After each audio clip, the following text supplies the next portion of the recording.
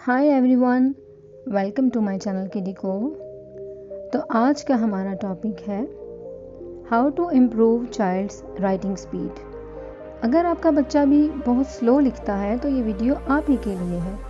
इस वीडियो में मैं आपको वो रीज़न्स बताऊंगी जिनकी वजह से बच्चे के लिखने की स्पीड कम हो जाती है, और रीज़न्स के साथ साथ मैं आपको उनके सॉल्यूशंस भी बताऊंगी, और वीडियो के एंड में मैं आपको कुछ टिप्स भी दूंगी जो आपके बच्चे के लिए बहुत फ़ायदेमंद होंगी। तो सारे रीज़न्स और सॉल्यूशंस और टिप्स को जानने के लिए वीडियो को एंड तक देखें। तो चलें स्टार्ट करते हैं। सब रीज़न्स को देखते हुए सबसे पहले आपको ये आइडेंटिफाई करना है कि आपका बच्चा अगर स्लो राइटर है तो वो किस रीज़न की वजह से है।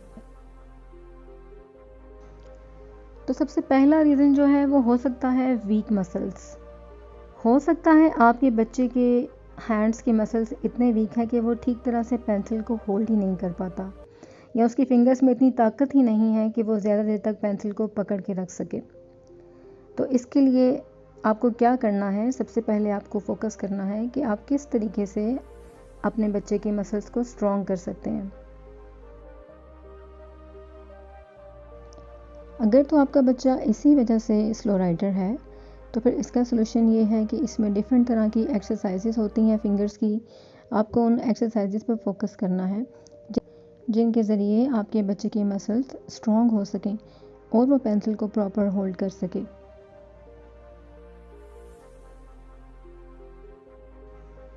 रीज़न नंबर 2 है lack of fine motor skills.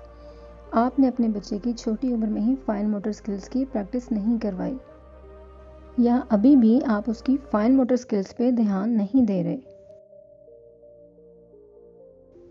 Solution simple है कि आप डेली रूटीन में इस तरह के काम बच्चे को दें जिसमें ज़्यादा से ज़्यादा उसके हाथों का इस्तेमाल हो सके। मसलन न्यूज़पेपर काटने के लिए दे दें, ज़्यादा से ज़्यादा बच्चे को प्ले डो दें, ज़्यादा से ज़्यादा बच्चों से ड्राइंग, कलरिंग और पेंटिंग करवाएं। इससे बच्चे इंजॉय भी बहुत करते हैं। रीज़न नंबर 3 है recognition of alphabets and numbers. अब आपके बच्चे के हैंड्स मसल्स भी स्ट्रॉन्ग हैं और वो पेंसिल की ग्रिप भी ठीक है, फिर भी आपका बच्चा स्लो लिखता है, तो हो सकता है उसकी वजह यही हो कि आपके बच्चे को अल्फ़ाबेट्स और नंबर्स की पहचान ही नहीं है। फॉर एग्ज़ाम्पल, अगर टीचर कह रही है कैट लिखो तो उसको सी और ए और टी को समझने में ही दुश्वारी पेश आ रही हो। और सॉल्यूशन इज़ वेरी सिंपल कि आप अपने बच्चे को मैक्सिमम अल्फ़ाबेट्स की और रिकग्निशन की डेली प्रैक्टिस करवाएं। इवन कि अगर आपका बच्चा बड़ा भी है, 2 और 3 क्लास में है, उसके बावजूद अगर आपको लगता है कि उनकी रिकग्निशन वीक है तो डेली बेस पे उनको मैक्सिमम रिटन प्रैक्टिस करवाएं। रीज़न नंबर 4 इज़ सरफेस और मटेरियल। यानी आपका बच्चा ठीक तरह से ठीक जगह पे बैठकर काम नहीं कर रहा, उसका बैठने का तरीका ही दुरुस्त नहीं है। इसका सलूशन भी बहुत आसान है कि अपने बच्चे की बैठने की पोजीशन को चेक करें, उसको फ्लैट सरफेस दें, उसको स्टडी टेबल दें जिस पर वो बिल्कुल सीधा बैठ के काम कर सके। बच्चे अगर ज़्यादा झुककर काम करें तो इससे कंधे थकते हैं और इस तरह बच्चे के लिखने की स्पीड कम हो जाती है। इसके अलावा बच्चे को ग्रिपर यूज़ करने के लिए दें।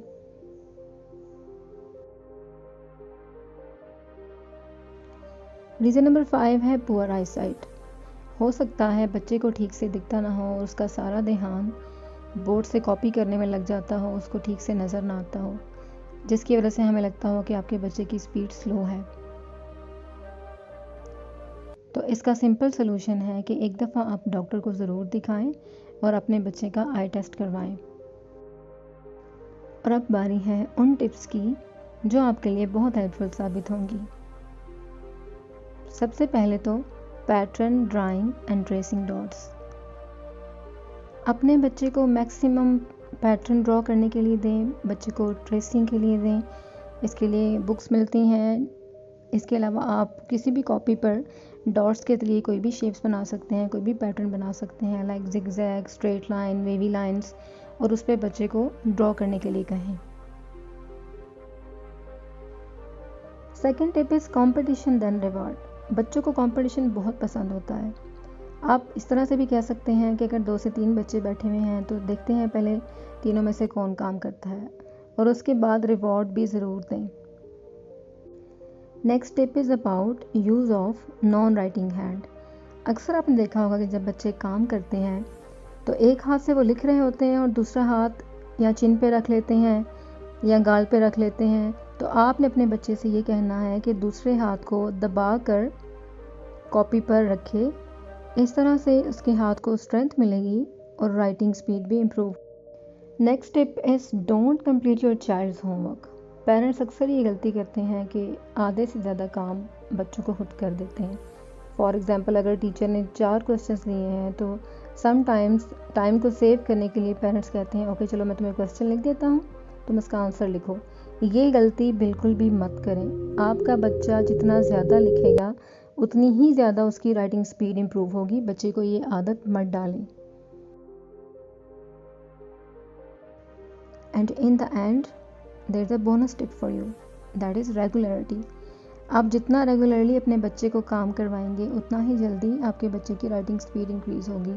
ऐसा नहीं कि आपने 3 दिन काम करवाया तो उसके बाद 2 दिन छोड़ दिया, फिर 2 दिन काम करवाया तो 1 दिन छोड़ दिया। अपने बच्चे के काम में रेगुलरिटी लेकर आएँ और उसको डेली बेस पर काम दें। चाहे आप अपने बच्चे को लिखने के लिए 1 पेज ही क्यों ना दें, बट ज़रूर दें, because practice makes the man perfect. कैसा लगा आपको मेरा वीडियो मुझे कमेंट सेक्शन में ज़रूर बताइएगा।